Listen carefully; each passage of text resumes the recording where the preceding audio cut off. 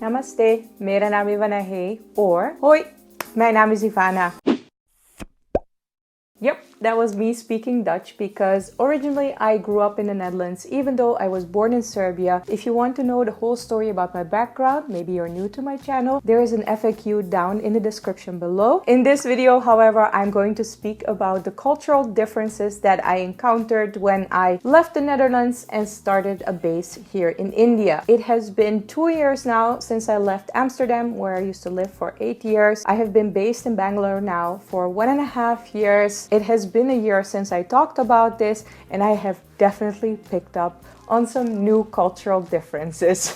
Let's start with privacy. In one of the earlier videos, I already touched upon this subject where I explained how Indian families are very tight and Dutch families have a lot more personal space, meaning the concept of privacy is very different in the two cultures. Now, 1 year later, I have also experienced that privacy is treated also very differently when it comes down to business. What do I mean by this? I just recently opened up an Indian bank account. I'm used to submitting a lot of papers because I'm a foreigner and foreigners always need to submit more papers in any country, not just in India. Something that really caught me off guard, however, was that the bank was asking for all my bank statements from home as address proof from the Netherlands. I still have an address registered there, but I couldn't cross out the transactions. They could see everything that was happening on my bank account, my income, my spendings, all of the transactions. It made me feel extremely uncomfortable, almost naked, I have to say. Finances are so private in the Netherlands. It's really not done. My main problem with this bank process was that I didn't know who was going to see those papers. In the Netherlands, this would never happen. You can just cross out your transactions. Whenever any company needs some personal details from you, whether it's, for instance,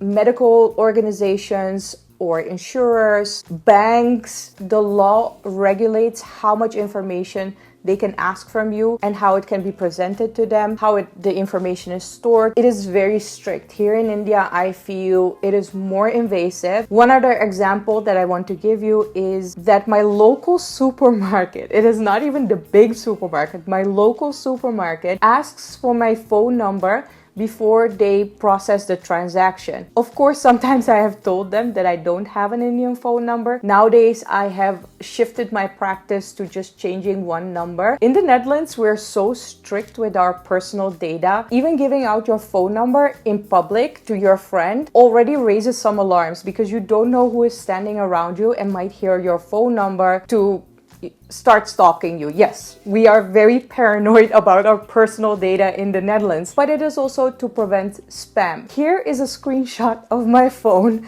with the spam calls that I daily get. I don't answer them anymore because when you answer once, the company gets a signal that this is a fool.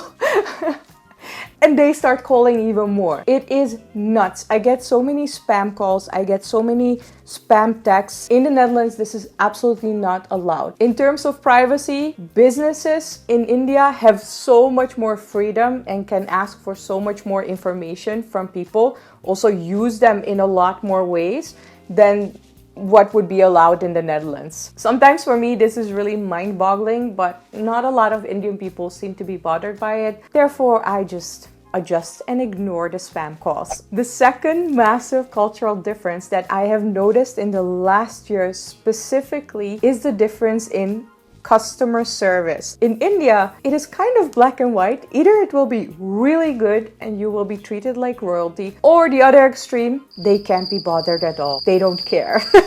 In the Netherlands, customer service, I believe, up to a level is even law regulated. Also, there is just this general standard of service. Unfortunately, I can't say that for the Dutch terraces, specifically in Amsterdam. If you sit down to have a nice drink in the sun, expect to wait for your waiter for a long time. Expect them to be rude, to just not be bothered. However, in general, the customer service in the Netherlands is taken very seriously by businesses because they have seen how much impact it can make if you have a bad customer service. In India, I am sometimes baffled by the horrible customer service by some of the biggest brands. I think the worst one that I have experienced, Am I getting... No, I'm not getting a spam call. I will call one company out because that customer service experience was the absolute horrible I have ever experienced. The person hung up on me twice. Hi Ola, I'm looking at you. Ola even has my account blocked. And I'm like, what? In case you don't know, Ola is the local variation of Uber here in India. I was a huge fan of them in the past, but using them more and more, it just felt that the customer service became worse and worse and worse until they blocked my account and the customer service representative hung up on me twice, not just once, twice. I cannot remember any time that I have experienced this in the Netherlands with a business or a service. Yeah, that was new for me. It was interesting. On the other hand, in India, when you do have good customer service, it's very personal. Hey, actually, do you know a little bit Dutch? Yes, I You do? What do you know? Heel mooi. What? Heel mooi. Heel mooi. It means very beautiful. Yes, you Yeah. are. People genuinely care about you. They will go way beyond what they're responsible for to get you what you need or to get done what you need to get done. It's incredible to experience that. In the Netherlands, there's kind of a baseline. People won't go below what they're supposed to do, but they will definitely also not go beyond what they're supposed to do. The third massive difference is medical care. I don't necessarily mean the quality of medical care because I feel it's kind of the same in both countries, but I have experienced a massive difference in the speed of medical care. In the Netherlands, if I needed an appointment with my doctor, first of all, my doctor wouldn't work in the weekend, so on Saturday and Sunday she would not be available. On Monday I would have to check if she would have time, and if she was full for the day I would have to come back the next day or even the day after that. In India, I can just walk in, I will get an appointment immediately. Maybe I will have to wait somewhere between 10 or 20 minutes. The doctor will help me. They are usually incredibly professional, and that's it. They also work during the weekend, so even on Saturdays and Sundays I can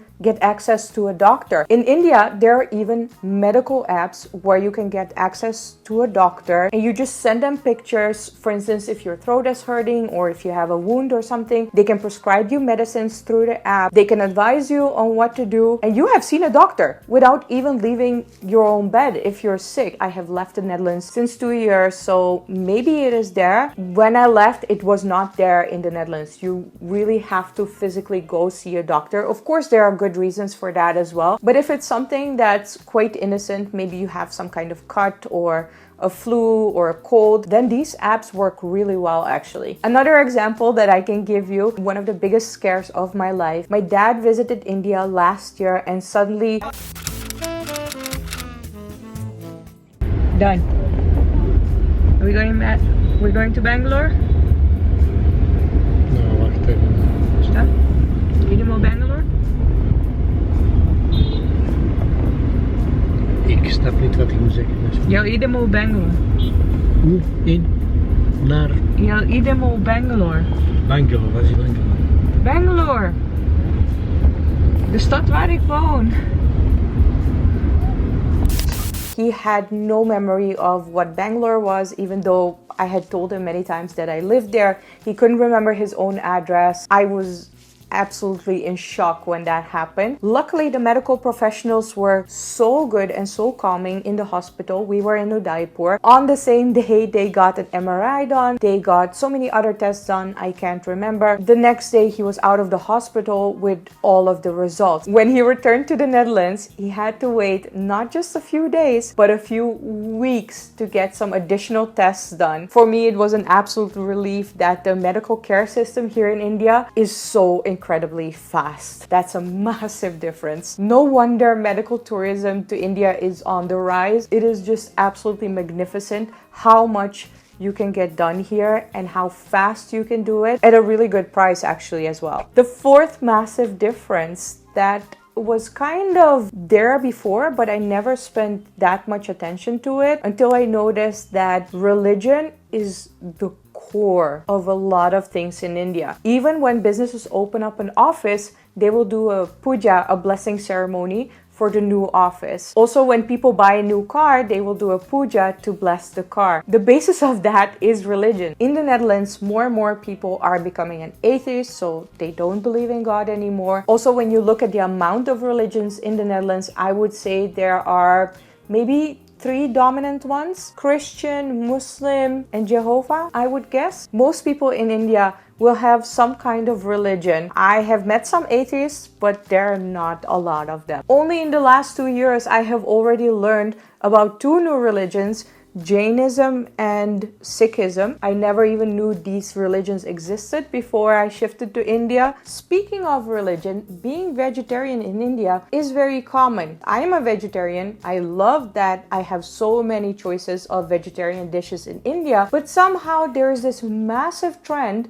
where it is actually very hipster to eat meat. I am so confused because when I left the Netherlands, it was getting more and more common to eat less meat. For instance, maybe like only once or twice a week. People are getting so much more aware of the impact that meat is making on the environment. Did you know that cows are the biggest reasons for the ozone layer deterioration? Yep, that's right, because methane gas. Look it up. I'm not going to explain that right now. In the Netherlands, it was also getting more popular for people to become vegetarian or even vegan. What is happening in India? I am so confused. Why are people starting to eat more and more meat? Those are 2 trends that I noticed in the past year and which are the complete opposite of each other. The final difference that I wanted to talk about, it's something that I also really noticed in the past year because I started to wear more Indian ethnic wear. Indian fashion is extremely bold. There can never be enough jewelry. There can never be enough colors. Saris are so beautiful. I wish I could wear them more often, but it takes me at least an hour before I can drape one. Lehengas are not really appropriate for daily wear, but I love wearing Indian ethnic wear because it's so bold and so colorful. Also, you may have noticed that I started to wear more jewelry, maybe not like all over the place, but it is also definitely due to being exposed to so much beautiful jewelry here in India and it being so common to wear as much jewelry as you possibly can.